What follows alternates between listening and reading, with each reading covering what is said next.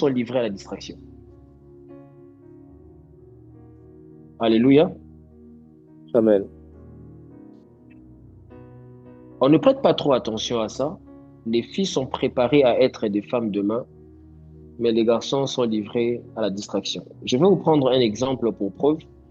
Vous voyez, tous les jouets des filles permettent aux filles de développer en elles, dès le bas âge, les sens des responsabilités, contrairement aux garçons.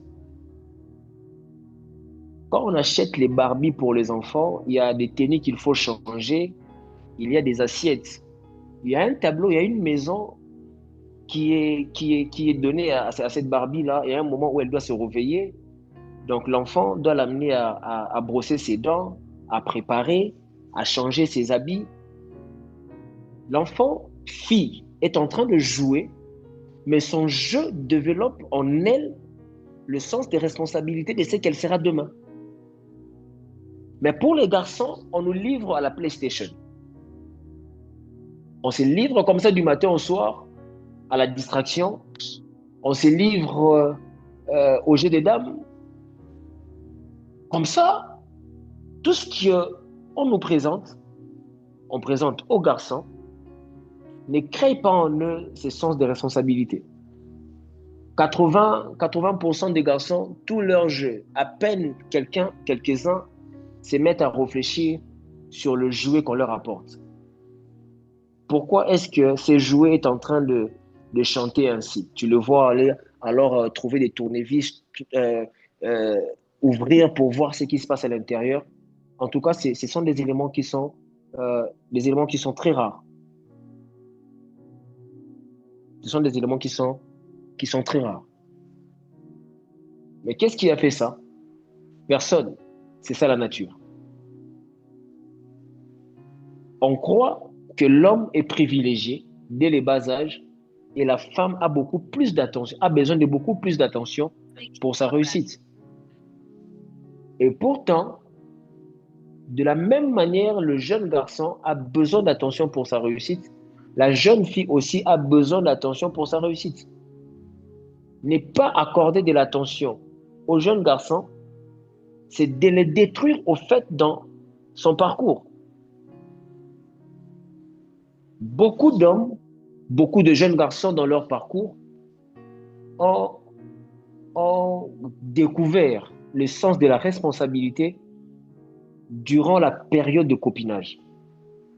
Pourquoi? Parce qu'il a rencontré une fille qui avait son âge, mais qui lui dit qu'un homme ne peut pas se tenir comme ça, ne peut pas parler comme ça. Moi, je n'aime pas des hommes comme ça.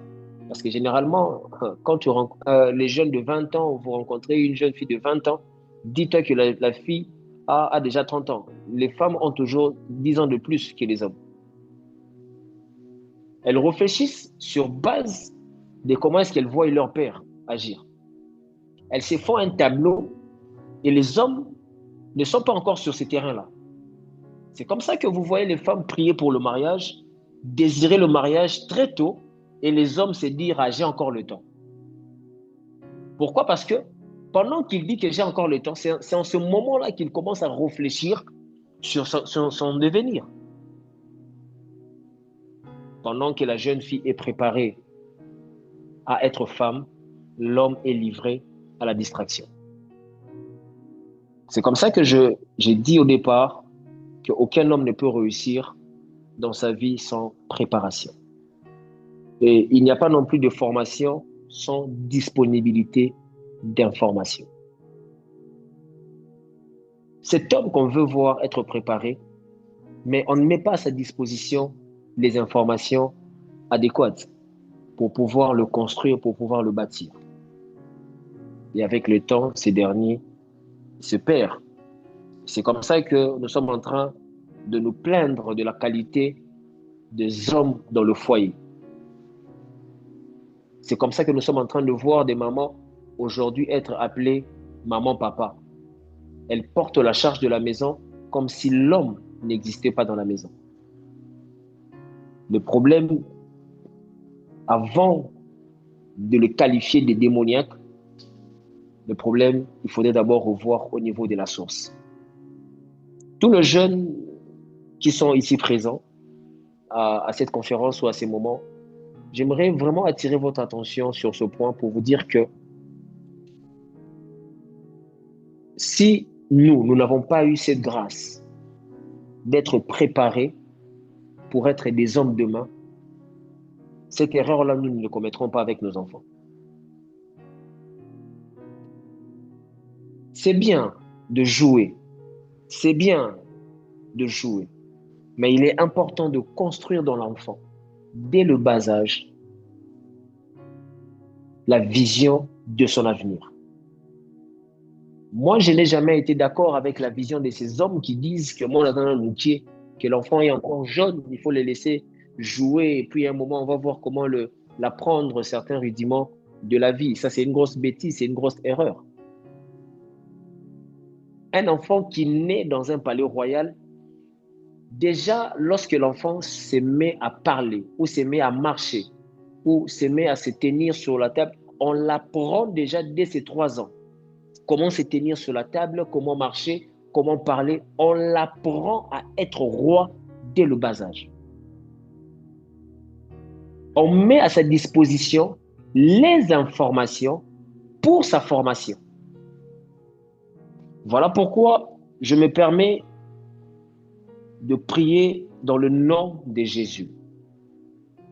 Tout fondement de distraction sur lequel ta destinée a été bâtie soit détruit ce soir au nom de Jésus. Amen. Tu ne réfléchis pas sur ta destinée maintenant. C'est depuis hier qu'il fallait le faire. Mais est-ce que nous sommes en retard? Non, nous ne sommes pas en retard parce que Dieu a permis que ces programmes aient lieu. C'est pour permettre à un jeune homme de prendre conscience que les responsabilités commencent maintenant. Les responsabilités commencent maintenant. Il y a un temps pour tout. C'est de cette manière que je voulais au fait m'introduire ce soir afin de poser mes bases. Et le texte que nous venons de lire dans Genèse chapitre 17, le premier verset, est en train de nous parler d'un homme qu'on appelle Abraham. Cet homme est aujourd'hui appelé le père de la foi, notre père. La Bible est en train de dire que c'est à l'âge de 99 ans que l'Éternel lui est apparu. Ce n'est pas comme si l'Éternel l'apparaissait pour la première fois. Mais là, c'était une seconde apparition. L'Éternel lui dit, cette fois-ci, je suis le Dieu Tout-Puissant, marche devant ma face et sois intègre. Vous allez remarquer avec moi que le mot intègre du grec veut dire tamium, qui veut simplement dire être complet. Mais j'aime bien la définition qui dit être intègre, c'est ce qui est complet, c'est ce qui est entièrement en accord avec la vérité et le fait. Être intègre veut dire être complet. Généralement, nous transvasons l'intégrité sur le plan de l'argent. Celui-là, il n'insulte pas les gens, c'est un homme intègre. Celui-là, il est fidèle à sa femme, c'est un homme intègre. Celui-là, et tout ce qui va avec. L'homme n'est pas intègre en partie, l'homme est appelé à être intègre dans son entièreté. Devant sa femme, tu es fidèle, tu es intègre. Devant l'argent, tu es fidèle, tu es intègre. Devant Dieu, tu es fidèle, tu es intègre. Devant les engagements de la vie, tu es fidèle, tu es intègre. Si je suis devant Dieu intègre et que je ne le suis pas devant ma femme, je ne suis pas entier. Parce que la vérité est en train d'être compromise. Mais regardez avec moi ce qui est en train de se passer. Genèse chapitre 17. Gardez ça sur le tableau ou bien gardez ça devant vous si vous avez votre téléphone ou votre Bible. Genèse chapitre 12, le premier verset. Il se passe quoi dans Genèse chapitre 12?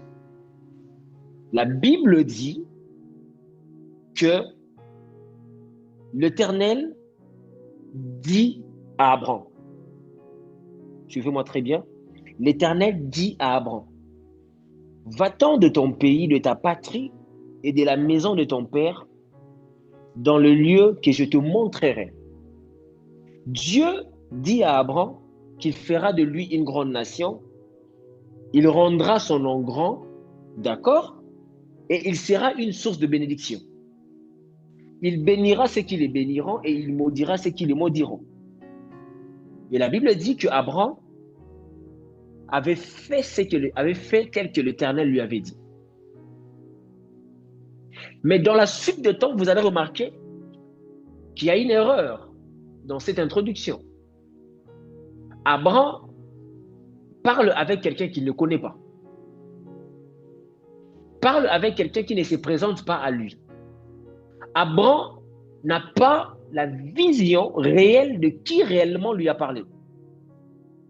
Cet homme c'était un homme polythéiste. Il connaissait les apparitions divines.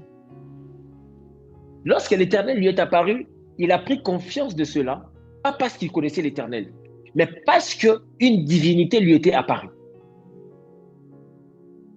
Il lui fait des promesses, mais jusque-là, Abraham n'avait pas connaissance de qui était en face de lui.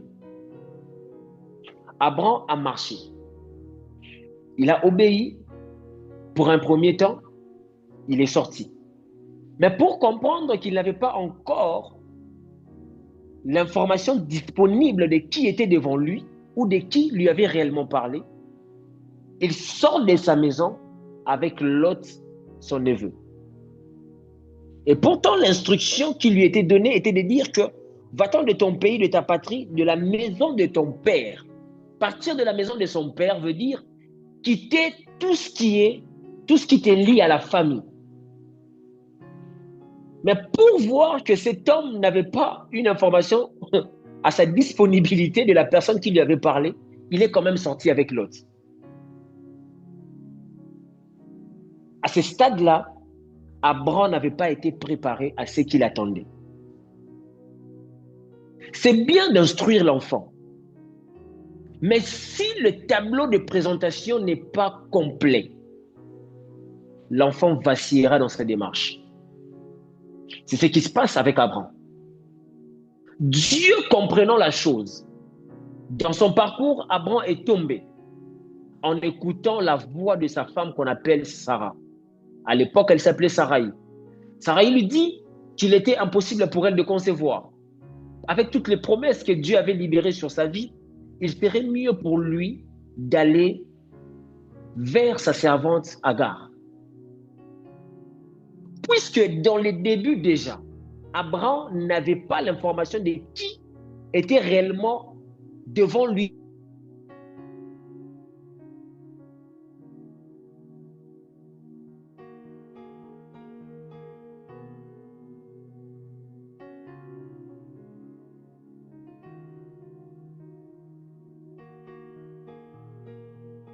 Les informations que vous avez, c'est ce qui vous construit. Les informations que vous avez, c'est ce qui vous détruit. Maintenant, lorsque tu sais de qui tu tiens une information, peu importe ce que tu rencontres sur ton chemin, tu ne vacilles pas. Abraham a vacillé, pourquoi? Parce qu'il avait reçu une instruction, mais il n'avait pas réellement la connaissance de qui lui avait instruit. Quelqu'un est avec moi ce soir? Amen. Abraham somme de Dieu. Il se passe que Dieu voit tous ces éléments. Je vous avais dit de garder le tableau de Genèse 12.1 et Genèse 17.1. On arrive maintenant dans Genèse 17.1. Il se passe quoi? La Bible dit maintenant l'Éternel apparut à Abraham et lui dit, cette fois-ci, je suis le Dieu Tout-Puissant. Alléluia. Cette fois-ci, au-delà d'apparaître à Abraham, Dieu se présente à Abraham. Je ne suis pas une divinité parmi les divinités polythéistes que tu connais. Je ne suis pas une voix audible qui te parle seulement. Je ne suis pas une imagination, mais je suis le Dieu Tout-Puissant. En lui disant que je suis le Dieu Tout-Puissant, il était en train de mettre maintenant à Abraham une information où c'est moi qui suis le créateur de l'univers et j'ai les capacités qui peuvent te rendre capable d'accomplir des choses auxquelles tu n'as jamais espéré et tu n'as jamais imaginé. L'homme maintenant était fixé. L'homme maintenant avait à sa disposition les informations pour sa formation. L'homme était maintenant dans le processus de la préparation pour sa réussite. Ce qui tue l'homme n'est pas toujours ce qu'on lui dit, mais c'est ce qui le retient de ce qu'on lui dit. Ce qui construit l'homme, ce n'est pas toujours ce qu'il entend, mais c'est ce qui le retient de ce qu'il entend. On peut t'insulter. On peut t'insulter de tous les mots. Mais ce que tu retiens de l'insulte que tu entends travaille en toi et te détruit petit à petit. On m'avait dit que j'ai des gros yeux. À chaque fois que tu seras devant le miroir, si seulement tu retiens qu'on m'avait dit que j'ai des gros yeux, et quand tu es devant le miroir, tu regardes tes yeux, tu seras en train de te rappeler, on m'a dit que j'ai des gros yeux. Et cela crée en toi le complexe, et ces complexes commencent à te tuer. Quand il retient, Dieu n'est pas allé par 4 chemins. Il dit, je suis le Dieu Tout-Puissant. À chaque fois que Abraham marchait, ça revenait dans sa tête, ça retentissait dans ses oreilles, que c'est lui qui m'a parlé. C'est le Dieu Tout-Puissant. C'est comme ça qu'il pouvait, en face de la demande de l'Éternel, de lui donner son fils, son unique, le seul qu'il avait, celui qu'il aimait, Isaac. Abraham ne s'est pas posé beaucoup de questions. Hébreu nous dit la vérité de ce qu'Abraham s'est dit en lui. Il savait qu'au-dedans de lui, que l'Éternel était en mesure de lui restituer son enfant sous une autre forme de résurrection. D'où est-ce qu'il a tiré cette information? D'où est-ce qu'il a tiré cette révélation? De la présentation qu'il a eue de l'Éternel dans Genèse 17. Abraham pouvait commettre des erreurs, partant de Genèse 12 à Genèse 16, mais à Genèse 17, il ne pouvait plus commettre ces erreurs-là parce qu'il savait maintenant à qui est-ce qu'il avait affaire.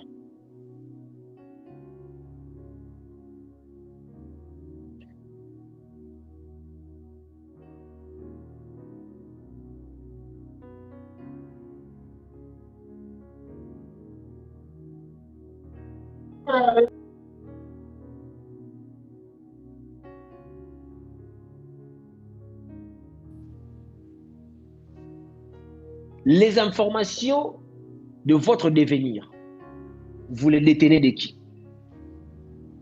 Car il est important de connaître celui auprès de qui vous détenez l'information. Lorsque tu sais auprès de qui tu détiens l'information de qui tu devras être, c'est ainsi que ta vie sera construite de manière intègre. Et l'intégrité que je parle ici, c'est cette intégrité où l'homme est complet, l'homme est en accord avec la vérité et le fait. Même lorsque je vois que c'est rouge, celui auprès de qui je détiens l'information m'avait dit que lorsque tu arriveras, ce que tu verras devant toi sera bleu. Même lorsque je vois rouge, je ne me fixe pas sur ce que je vois, mais je me fixe sur l'information auprès de qui j'ai reçu l'information. Voilà pourquoi je prie Dieu au nom de Jésus. Que les informations que vous entendez de Dieu, que vous entendez de votre Père, de toutes ces personnes qui vous construisent, que ces informations vous permettent d'arriver avec succès à votre destinée glorieuse. Que Dieu mette sur votre chemin des hommes Amen. que vous connaissez, des hommes qui se présentent à vous, de sorte que chaque information que vous recevez d'eux soit réellement des informations qui vous construisent, réellement des informations que vous tenez de votre main, sans le relâcher. Dans le nom de Jésus. Oui, je suis le Dieu Tout-Puissant. Marche devant ma face. Avant d'être intègre, Dieu commence à dire à Abraham, marche devant ma face. Comment est-ce que tu peux marcher devant la face d'un homme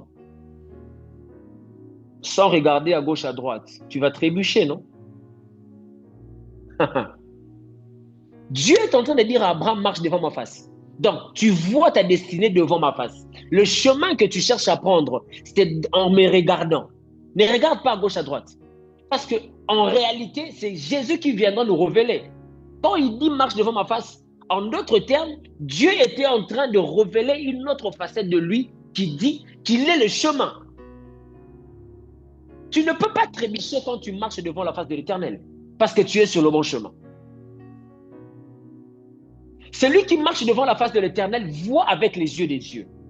C'est comme ça que tu vois dans Genèse 22, lorsque Abraham monte pour faire le sacrifice d'Isaac, la Bible dit qu'il vit par derrière. Pendant qu'il regardait devant, il vit par derrière, parce qu'il regardait celui auprès de qui l'information lui a été donnée de dire, marche devant ma face.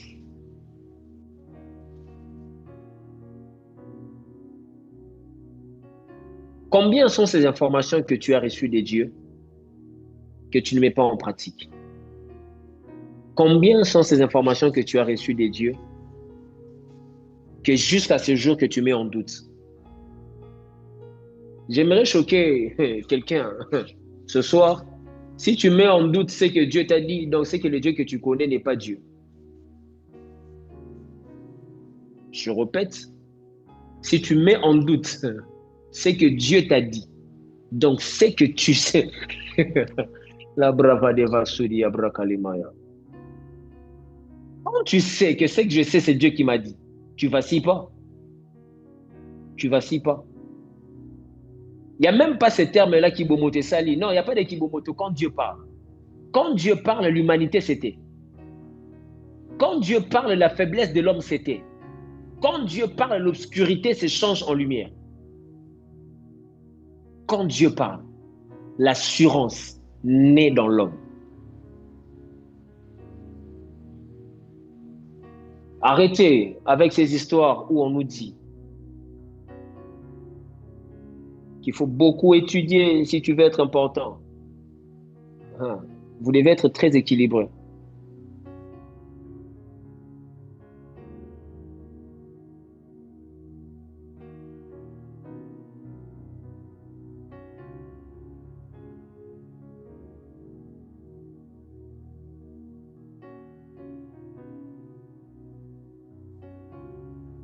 Vous devez être spirituellement stable et physiquement stable. Vous êtes appelé à devenir. Vous êtes appelé à accomplir. Mais le temps, c'est maintenant. La condition est simple.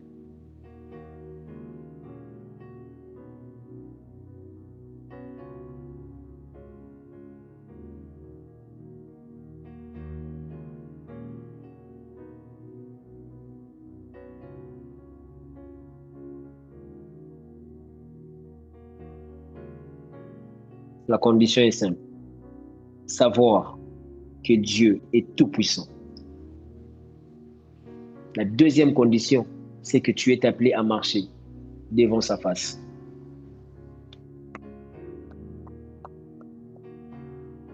Celui qui ne sait pas définir Dieu, celui qui n'a aucune révélation de Dieu, ne saura jamais marcher devant la face de Dieu. Et celui qui ne sait pas marcher devant la face de Dieu ne sera jamais intègre. De cet avenir glorieux auquel vous espérez, Vous devez d'abord reconnaître que tout part de Dieu. Tout marche par Dieu. C'est alors, à la lumière de la vérité, je me mets d'accord. C'est ça, être intègre. Être entier et être en accord avec la vérité et le fait.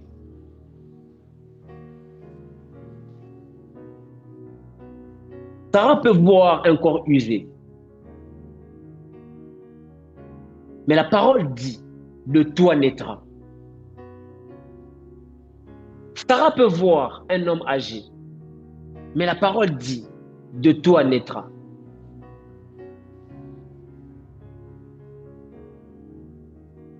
Tu trébuches parce que celui qui t'a parlé, tu ne le connais pas. Tu y as obéi parce que tu as habitude d'entendre les esprits. Mais cette fois-ci, celui qui t'appelle, celui qui te parle, se présente à toi. Il te dit qui il est. Il te présente son tableau. Tu n'as aucune raison de vaciller. Je prie Dieu que chaque homme dans ce programme soit réellement planté devant la face de l'Éternel. Que chaque homme dans ce programme puisse croître devant la face de l'Éternel. Et que ton intégrité ne soit jamais remise en question dans le nom de Jésus.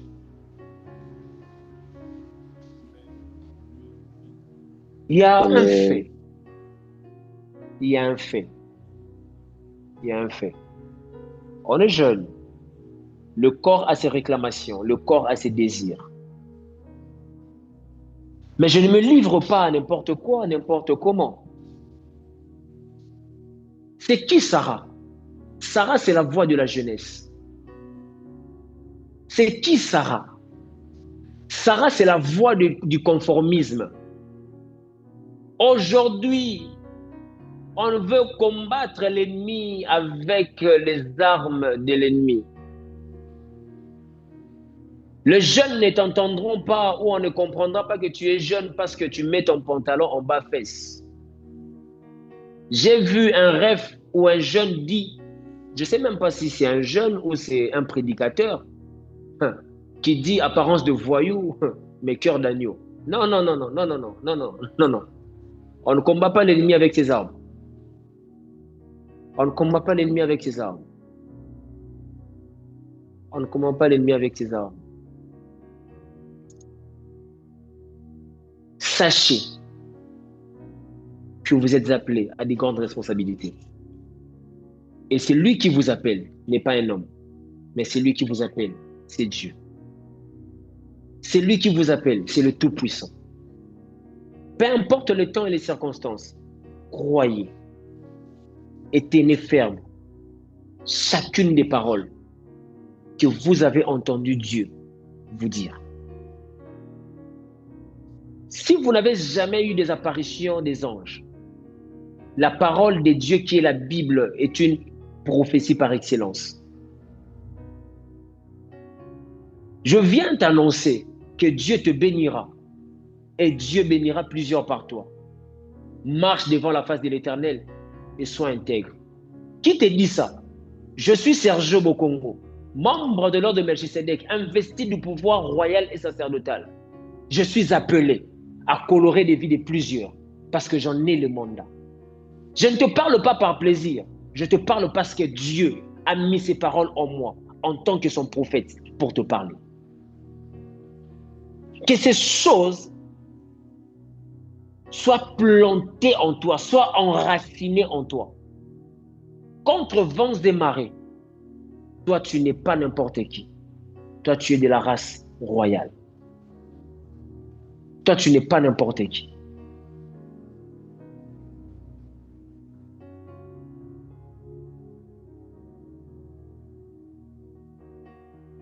Je suis en train de chuter par ici. J'aimerais dire une chose à quelqu'un, à un homme. On ne devient pas responsable par la lecture des montagnes de livres. On devient responsable par prise de conscience de son état actuel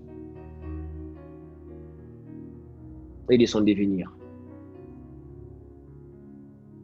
La responsabilité n'est pas un slogan, la responsabilité est une action.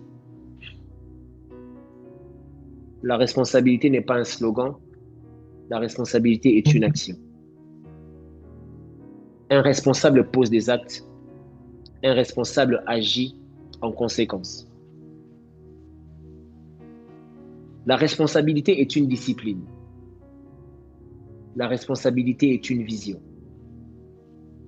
La responsabilité est une vision. Demain, vous serez papa. Demain, vous serez chef d'entreprise. Tout ça, ce sont des casquettes. À l'entreprise, tu es chef d'entreprise, tu portes cette casquette-là de chef d'entreprise. À la maison, tu es papa, tu portes la casquette de papa. Et dans tous ces couloirs, tu es appelé à être prêt.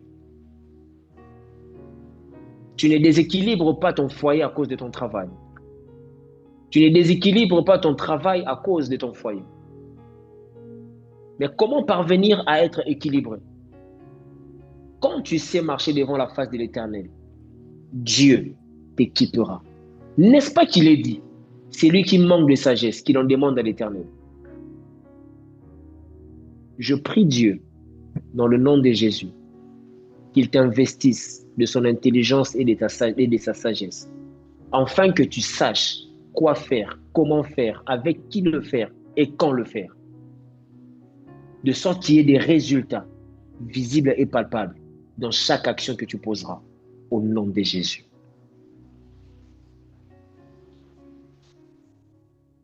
Que l'Éternel vous soit favorable et qu'il vous bénisse. Ainsi, je me dispose à votre audience pour toute question. Je suis là. Merci Cordon Osé. Je ne sais pas qui a le relais maintenant. Amen. Alléluia. Merci beaucoup, homme de Dieu. Personnellement, j'ai vraiment été béni par cet enseignement et je crois que c'est le cas des 17 autres personnes qui ont pu l'écouter. Alors, on va passer à notre série de questions-réponses. Vous pouvez écrire vos questions dans le chat. Si vous êtes en contact direct avec l'un des cordons, vous pouvez lui laisser un message également. Mais la première question que je voudrais poser, homme de Dieu, c'est... je vais d'abord essayer de placer un contexte pour qu'on comprenne bien la question. En tant que jeunes hommes, je pense qu'il y en a certains qui sont déjà conscients d'une certaine manière et qui ont commencé leur préparation. Mais il se fait qu'il y a un aspect général, on va dire, pour presque tous les hommes, c'est que il y a des moments où on est vraiment exposé à une très grande forme de pression. Une pression parce que on sait par exemple ce que Dieu a déjà eu à nous dire. Dieu nous dit, tu vas devenir tel, tu dois faire telle chose.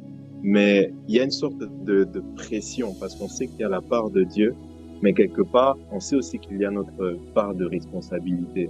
Et tout ça, ça fait qu'il y a une grande pression souvent sur les épaules des hommes en préparation.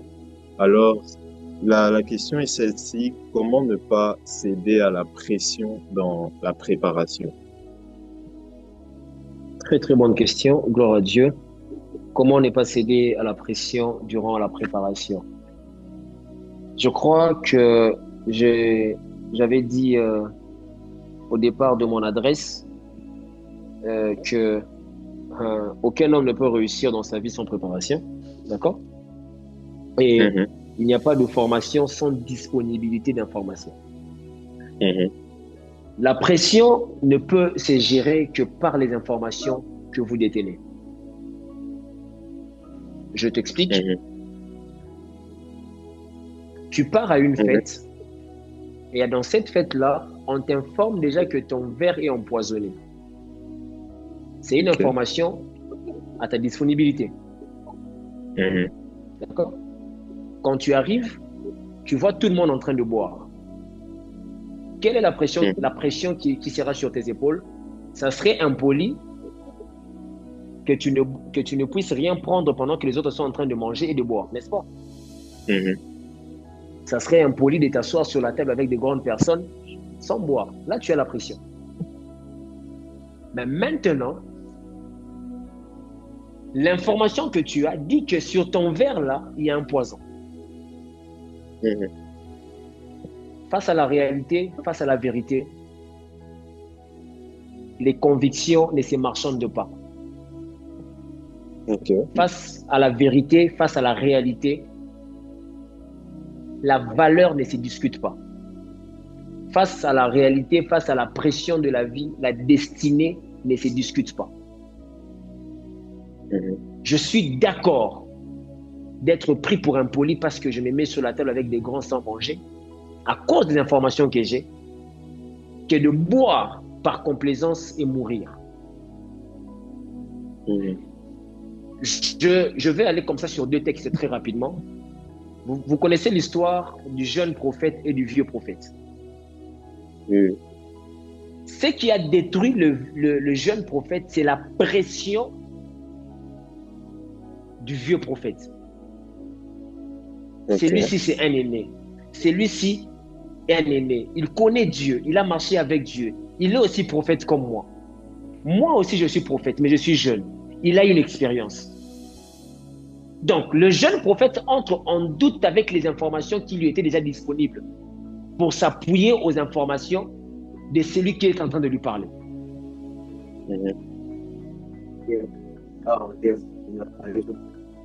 S'il y a une manière pour nous de gérer la pression, ce n'est que dans la prière. Qui me dit ça? C'est Pierre qui me dit ça. Pierre me dit que nous étions acculés. Nous étions à l'extérieur vus comme de proies. Nous nous sommes dit qu'on ne va pas rester dehors, nous nous sommes renfermés en nous-mêmes. Nous nous sommes réunis dans la chambre haute attendant l'accomplissement de la promesse. Le devenir, on ne l'attend pas. Le devenir, on ne l'attend pas en croisant les mains, mais en priant. Car Dieu nous donne la capacité de gérer toute forme de pression qui se présente devant de nous.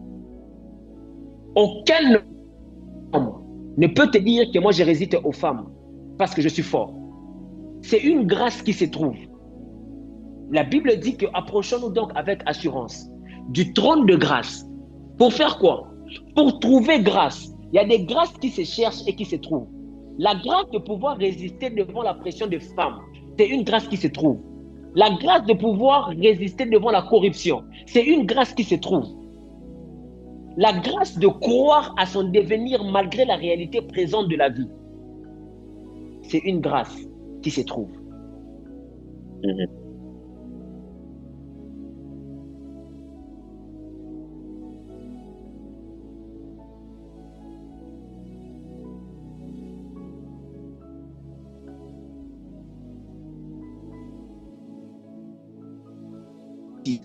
Afin de prendre les bonnes décisions pour ta destinée.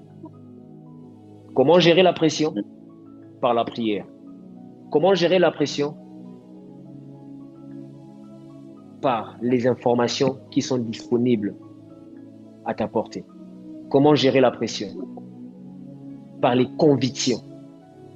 Je ne couche pas avec une femme maintenant parce que je connais que demain je suis appelé à telle chose. La nudité d'une femme est une pression. Que personne ne te ment. Samson, il sait quelque chose. Quand la Bible dit que Samson était sur le genou de Delilah, il faisait quoi sur le genou de Delilah? Tu peux t'imaginer la pression? Si. Comme un homme de Dieu, comme on il était sur le genou. Il était sur le genou. C'est le genou. Bon. Quand on est sur le genou, on est à 45 cm du vaisseau sanguin. Quelle pression! Le cheveu est tombé. On ne gère pas la pression sur les jeunes de Delilah. On ne gère pas la pression en s'isolant avec une femme. On ne gère Comment pas la l'homme de Dieu. pression en se mettant avec des personnes qui ne partagent pas la même vision que toi. On ne gère pas la pression Amen. Yes, en se yes. mixant avec des personnes qui ne partagent pas la même valeur que tienne que toi. On ne Mhm. gère pas la pression en s'exposant, mais on gère la Yes. pression en se cachant, en priant, en croyant aux informations qu'il y a en ta disposition. Je crois que Amen. j'ai répondu à ta question. Que Dieu te bénisse. Amen. Merci beaucoup, homme de Dieu. On a reçu une deuxième question qui dit quels sont les outils dont un homme a besoin pour se préparer et maintenir l'équilibre? La première des choses, s'il faut parler des outils, l'outil important qu'il faut savoir, c'est l'information.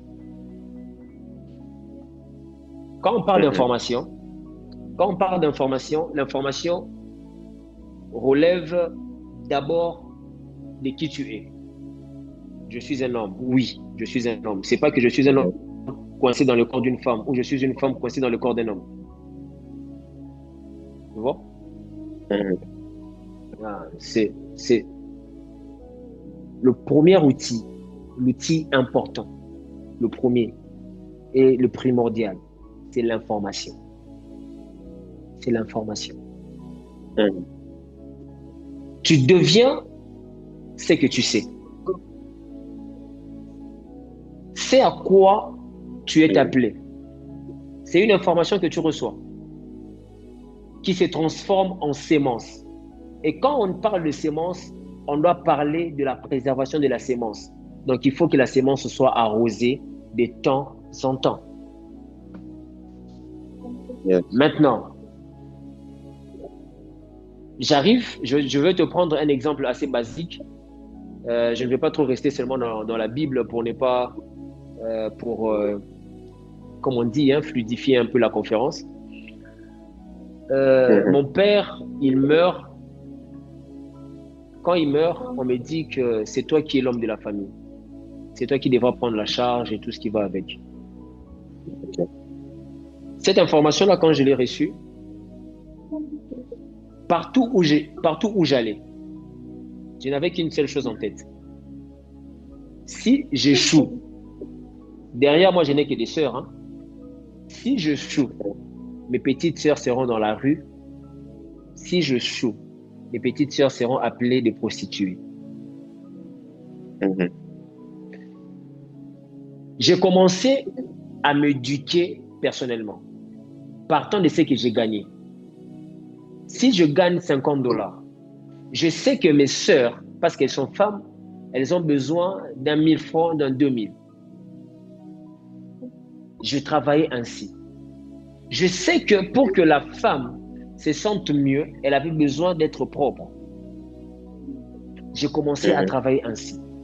Tout ça est parti de quoi? De l'information que j'ai reçue. Papa n'est plus là. On m'a dit que je suis l'homme de la maison. J'ai porté les responsabilités sans avoir les outils de la responsabilité. Si je dois aller dans la Bible, n'as-tu pas remarqué avec moi que Dieu a créé Adam? Il a demandé à Adam de garder le jardin, de cultiver les sols. Est-ce que tu as vu un seul outil pour cultiver les sols que Dieu a donné à Adam? Il n'a jamais donné à Adam la machette. Il n'a jamais donné à Adam la houe. Il n'a jamais donné à Adam la brouette. Tout ce que Adam avait entre ses mains, c'était l'information. Et dans le temps, la preuve que cette information que Adam détenait entre ses mains a produit, on le voit dans ses fils. On nous dit que Caïn était cultivateur et Abel était qu'un berger. Parce qu'il sait. C'est le travail qui m'a été donné, l'information qui m'a été donnée, cultiver les sols. L'information te rend capable. L'information te distingue. Le seul outil que vous avez besoin, c'est l'information. C'est quand tu as l'information. Voilà pourquoi j'ai dit tout à l'heure que la responsabilité est une action. C'est quand tu as l'information que tu commences maintenant à te mettre en pratique. Tu entres maintenant en action sur base de ce qui t'a été dit.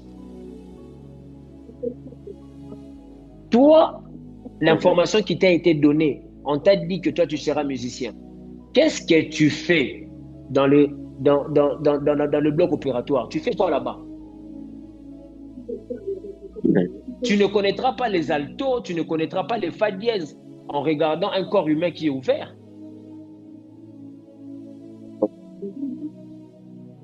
C'est partant de l'information que tu reçois que tu t'attaches aux personnes qui ont la même vision que toi.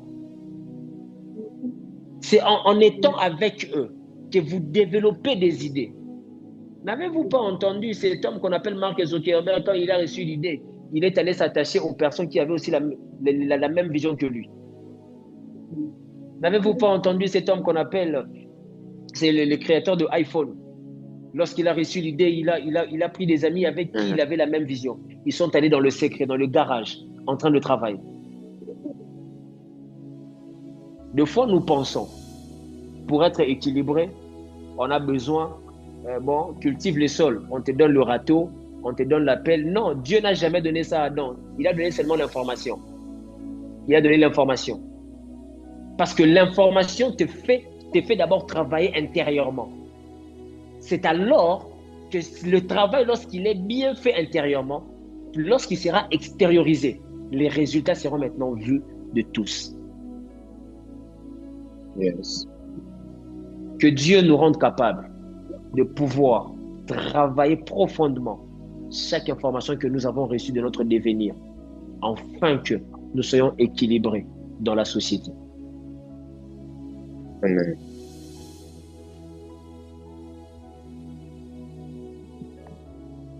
Ben voilà, si je devais répondre à cette question, sinon je reste encore disponible aux autres questions.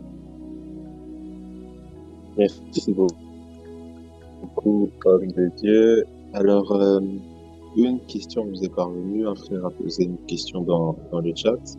Il dit, comment est-ce qu'on peut faire pour rester fidèle à ses valeurs quand les défis et les tentations de la vie nous poussent souvent à faire des compromis?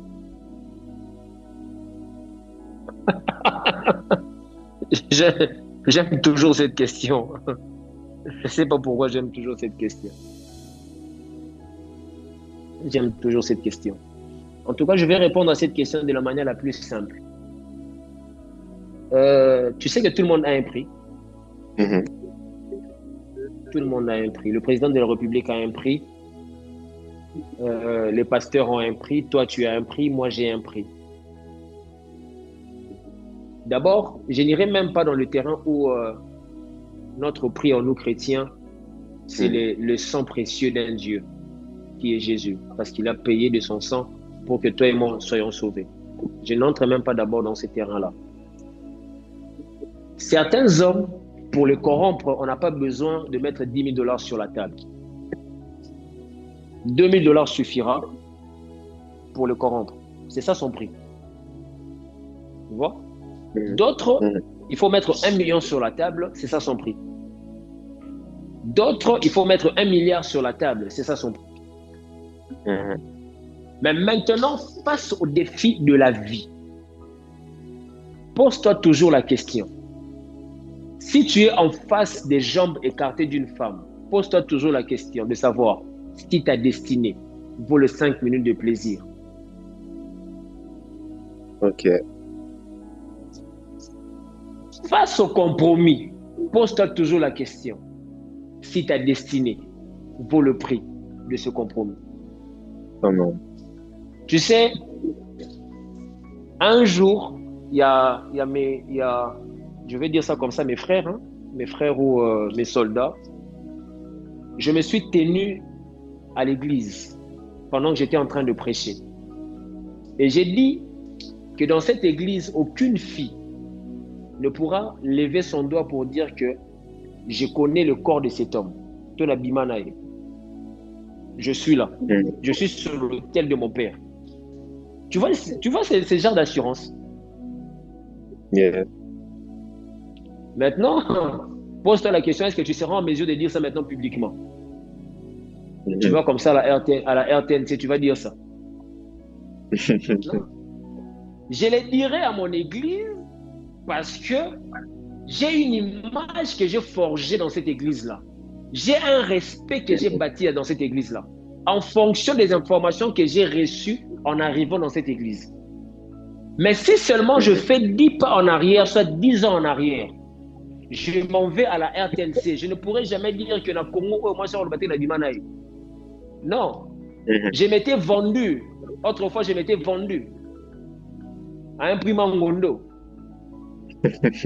Et quand je vois, je regrette. Il y a d'autres filles, je dis qu'elles ont été gracieuses de m'avoir eu comme homme dans leur vie. Tu vois cette bêtise-là que les filles disent, oh, moi, je n'aime pas les garçons parce que les garçons ne viennent que pour voler mon corps. Et alors, moi, mon corps, là, tu connais même pas la valeur de mon corps.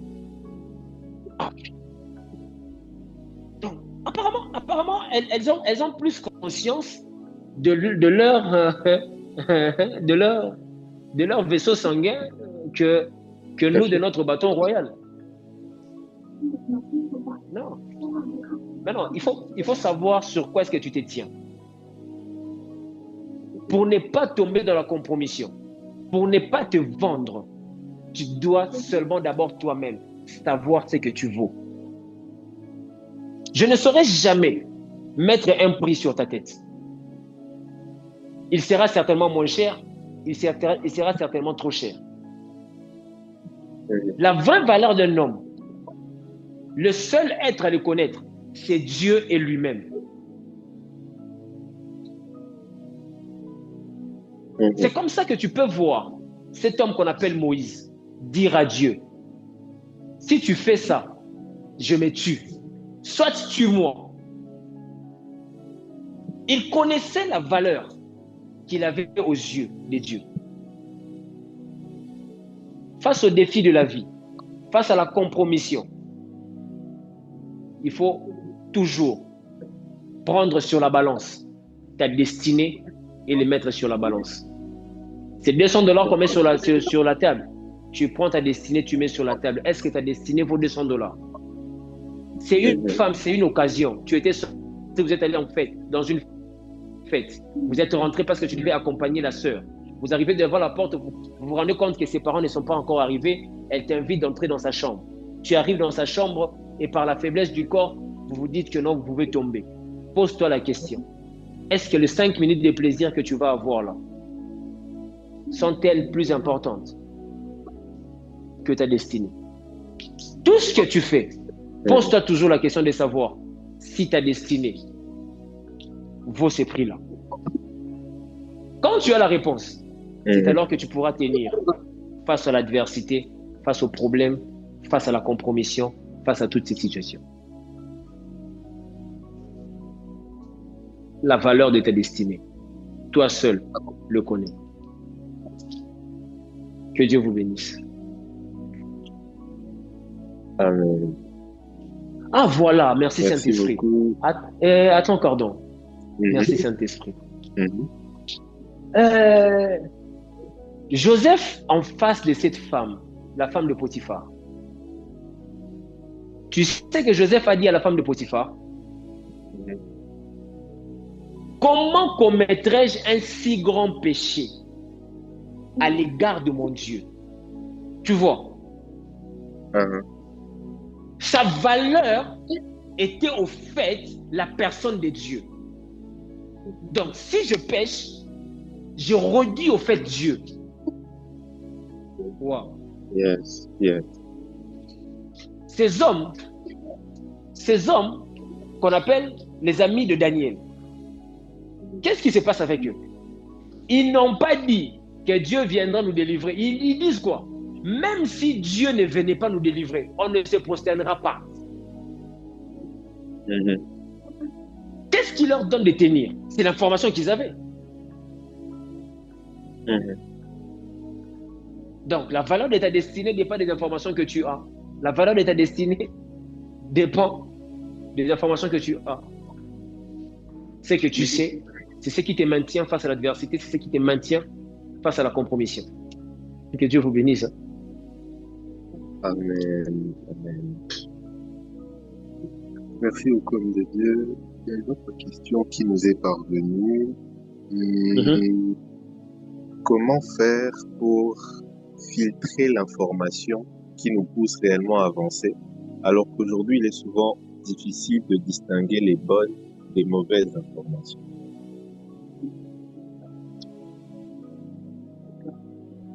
Déjà, je répondrai sur cette question de cette manière très simple. Mhm, Aujourd'hui, à l'église, hein, dans l'église corps du Christ, tout le monde veut bien prêcher, tout le monde veut bien prophétiser, tout le monde veut parler en langue de manière compliquée, tout le monde veut guérir le malade. Il y a un don qu'à l'église, qu'on ne prête pas attention, c'est le don de discernement des esprits. ok, Très peu on demande à l'esprit. Très peu. Très peu on demande à l'esprit. La seule manière pour nous de filtrer les informations, le vrai du faux, c'est par ce don-là, du discernement des esprits. Je quitte même la dimension de la sagesse, je quitte même la dimension de l'intelligence. C'est lui qui a le don de discernement des esprits, peut distinguer. Parce que chaque information que tu le reçois de quelqu'un. mhm, C'est quelqu'un-là que tu reçois cache derrière lui un esprit. mhm. Mon pasteur nous a toujours dit, même lorsque tu entends des bonnes choses sortir de la bouche du diable, c'est toujours du mensonge. Tu vois? Parce que, qu'est-ce qui te fait ça? C'est l'identité de l'esprit qu'il y a derrière cet homme qui est en train de te parler. Rien de bon ne peut sortir du diable. Rien de bon. Mais pour parvenir à ça, il faut avoir ce don-là. Ça se demande. Et à l'église, on ne travaille pas ça. On ne travaille pas ça. L'infiltration des informations, du vrai et du faux, ne résulte que de ces dons-là. Le Saint-Esprit seul est en mesure de nous aider à connaître les informations qui sont vraies et les informations qui sont fausses. Parce qu'il est dit de lui qu'il nous conduira. Il est appelé à nous conduire. L'avantage est que Christ devait partir et lui devait venir.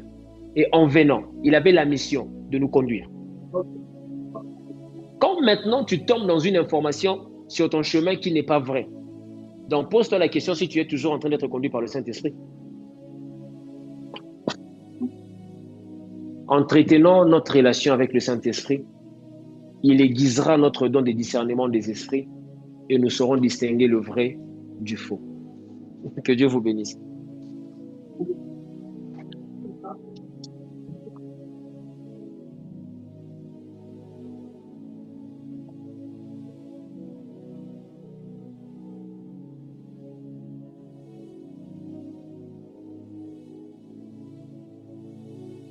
Allô?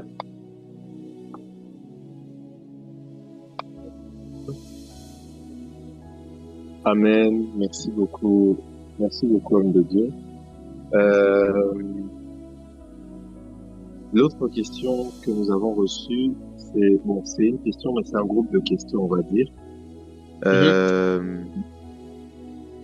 La question est, enfin, le groupe de questions est celui-ci. Comment recevoir les informations liées à sa destinée? Comment être sûr que ces informations sont inspirées de Dieu? Ça, je pense que je nous y répondre. Et surtout, comment me reconnecter à ma destinée si je m'en suis éloigné? Bon, on commence par quoi? Comment te reconnecter à ta destinée si tu t'en es éloigné? On commence par ça. Oui, il n'y a pas de souci.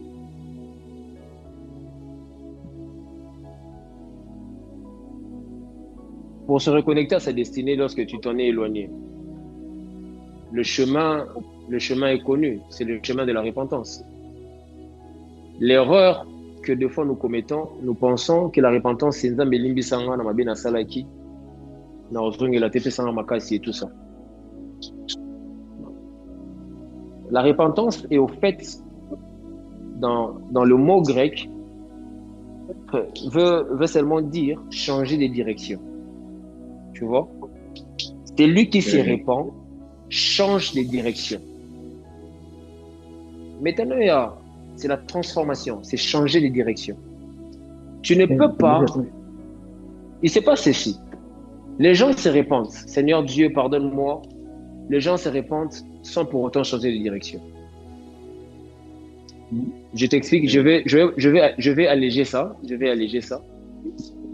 Tu te réveilles le matin, tu t'appelles avec ta petite amie, vous vous fixez rendez-vous et vous vous dites, bon, on va se voir aujourd'hui à l'hôtel Hilton à 16h. Il arrive 14h, tu te laves, tu t'apprêtes, tu te rases et tout ça. Lorsque on arrive à 15h30, tu sors de ta maison, tu entends au-dedans de toi le Saint-Esprit te dire ce que tu fais n'est pas bien.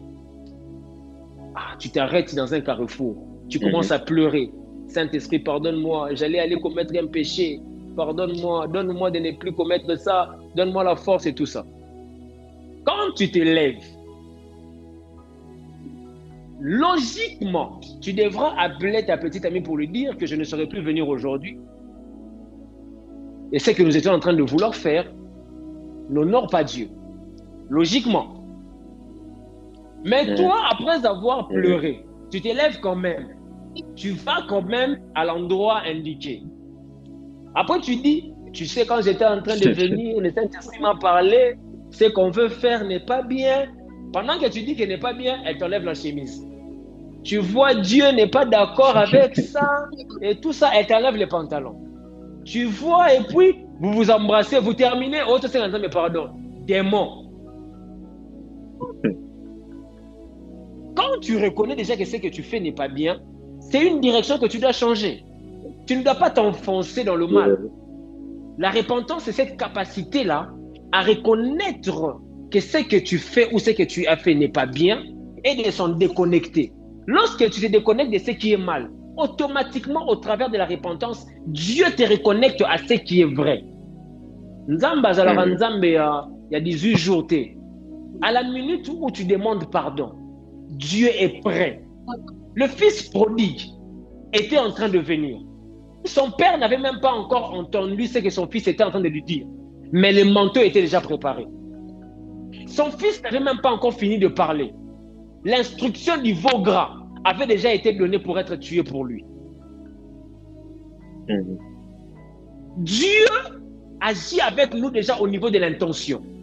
Les intentions sont des mots spirituels que Dieu voit, Dieu entend. Ok.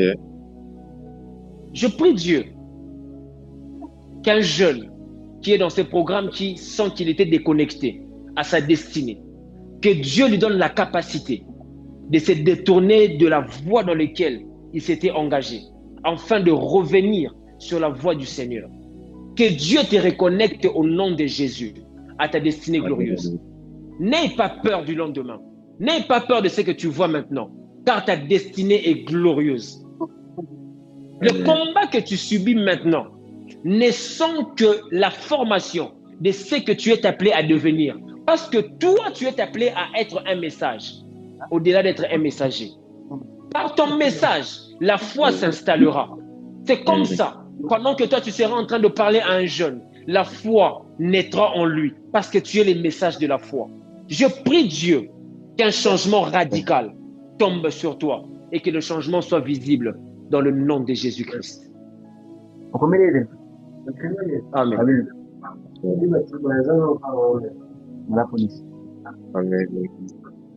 Merci beaucoup, homme de Dieu.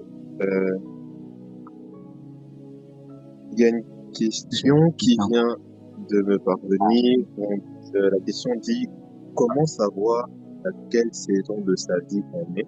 Bon, c'est ça aussi, il y a deux questions, on va dire. Comment savoir à quelle saison de sa vie on est? Et après être allé vite dans ses actions, alors que ce n'était pas le moment, comment se reprendre? À cette question, je répondrai de manière très simple. La Bible est en train de dire dans le livre de Psaume, je crois 127, si l'Éternel le bâtit une maison, c'est lui qui bâtit en vain. La Bible ne dit pas que Lorsque tu es en train de bâtir, tu dois inviter Dieu à venir bâtir avec toi. Non. Non, non, non, non. L'initiateur de la construction, c'est Dieu, c'est pas toi. Toi, tu viens comme étant co-ouvrier à la construction que Dieu a initiée.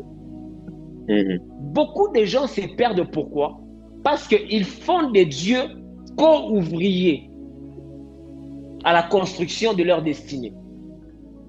Ok. Lorsque tu emmènes Dieu dans ta destinée comme co-ouvrier, le tâtonnement sera toujours ton partage. Oh, ok. Mais lorsque tu viens t'adhérer comme étant co-ouvrier dans la construction que Dieu a commencé sur ta destinée, tu ne douteras pas. Qu'est-ce que l'architecte? Dis-moi un peu. C'est celui qui monte le plan, si je peux dire ça comme ça, qui propose le plan, qui emmène le plan pour la construction.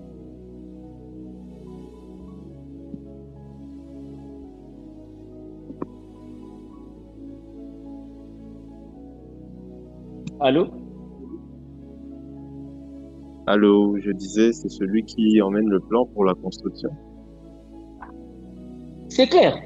Mais maintenant, quand on change maintenant de poste, on va maintenant entre le propriétaire de la maison qu'on est en train de construire et l'architecte. Qui devrait manquer de sommeil? Quand il n'y a plus de ciment.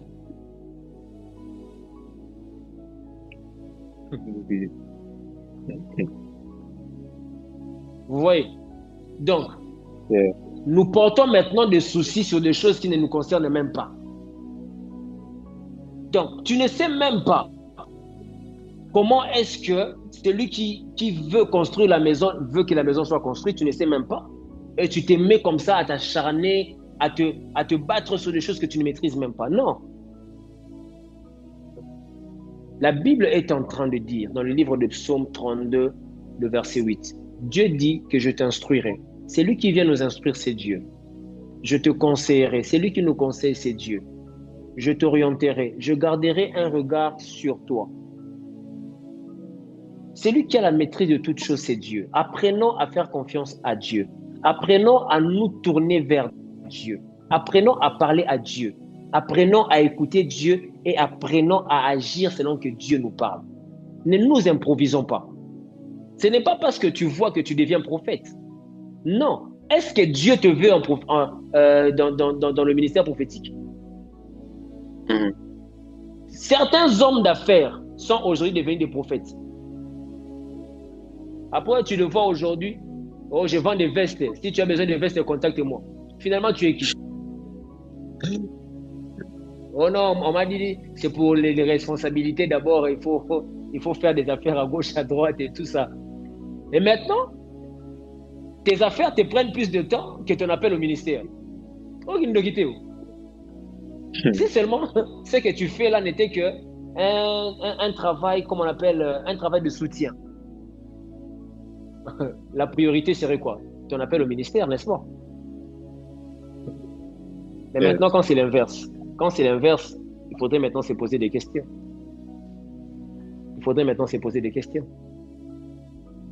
Beaucoup d'hommes ont servi Dieu par disponibilité. Lorsque l'indisponibilité a gagné du terrain, ils se sont retirés du champ sans le savoir. Pour votre destinée, c'est Dieu. C'est Dieu. Ne vous improvisez pas. C'est Dieu. Même la femme que vous épouserez, ce n'est pas que tu choisis d'abord une femme et puis tu amènes chez Dieu. Oh Seigneur, je viens te présenter Gloriana. Seigneur, comment tu le vois? Si ce n'est pas la femme de ma destinée, éloigne d'elle de moi. Non. Eliezer dit, quand j'arriverai, celle qui donnera de l'eau à mon chameau, c'est celle-là qui sera la femme d'Isaac. Tu vois, on ne prie pas quand on part, on prie avant de partir.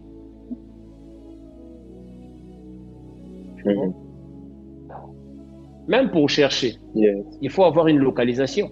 C'est où que tu vas chercher. Même pour demander, il faut être fixé à qui tu vas demander. Donc la vie, il faut comprendre le terme de sa base.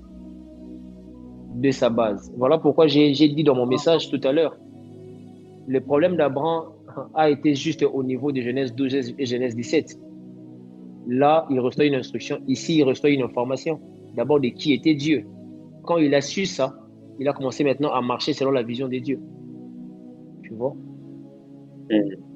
Donc, nous devons revenir sur celui qui a formé notre destinée. C'est celui-là qui peut nous aider à ne pas tergiverser. Je crois que j'ai répondu à quelqu'un. Yes.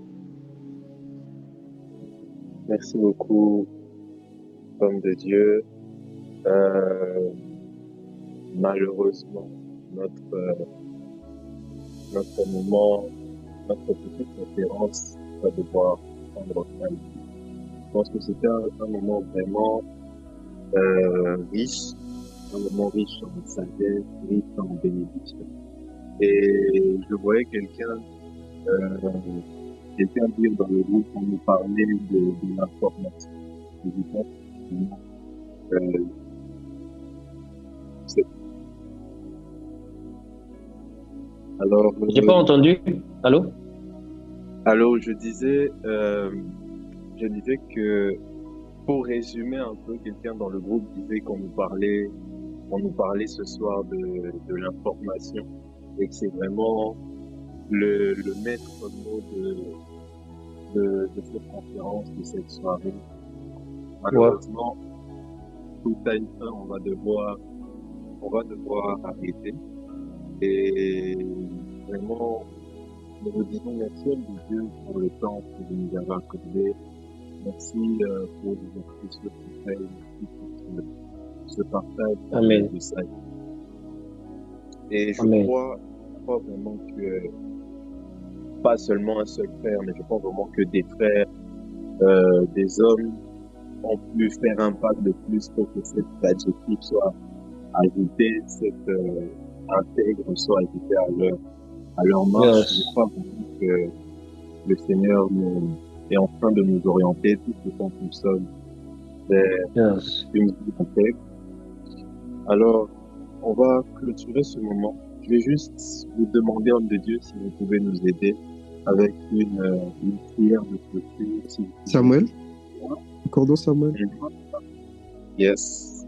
Et désolé de t'interrompre, mais je pense qu'il y a quelqu'un qui a une question qui n'a pas été répondue. Je ne sais pas si Bienvenu Parker est là, s'il a sa question et s'il veut bien poser sa question.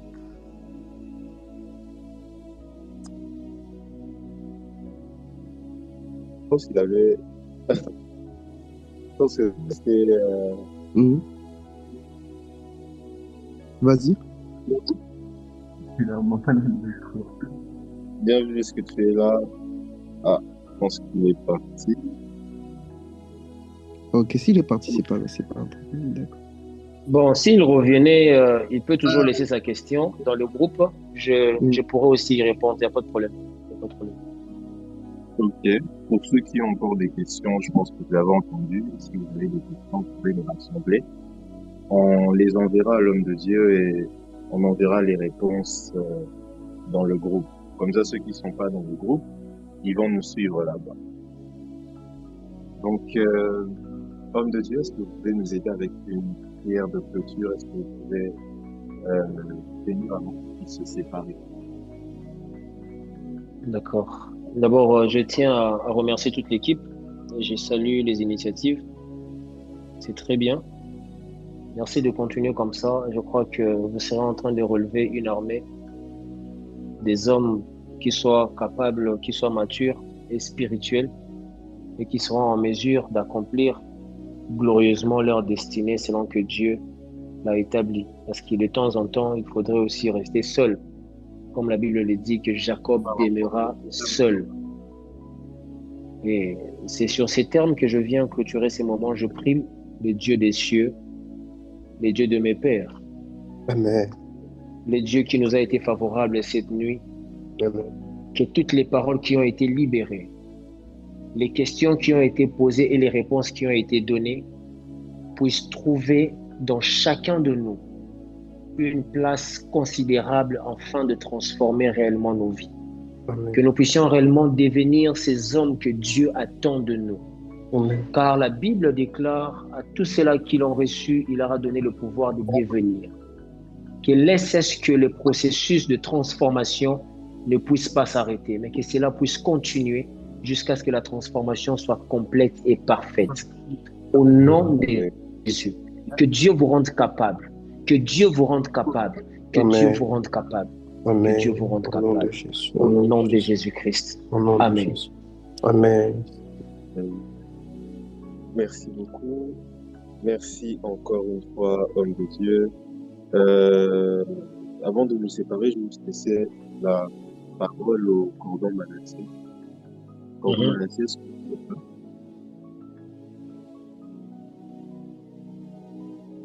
Cordon Manassé, vous avez la parole. Merci beaucoup. Est-ce que vous m'entendez? Oui, correctement. Oui. Nous disons un grand merci à Papa Sergio pour aider à la fois sur une situation aussi.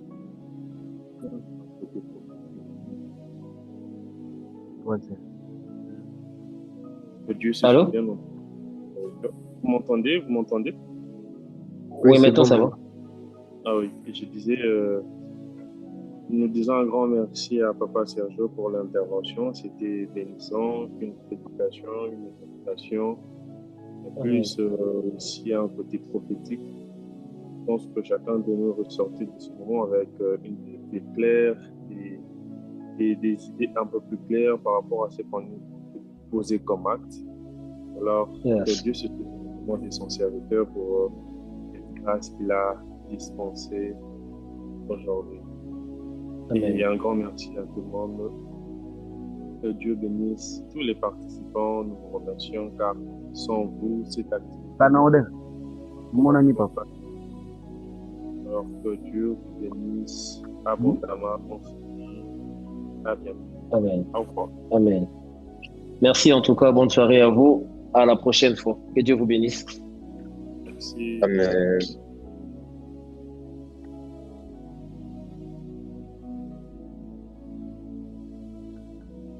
Vas-y.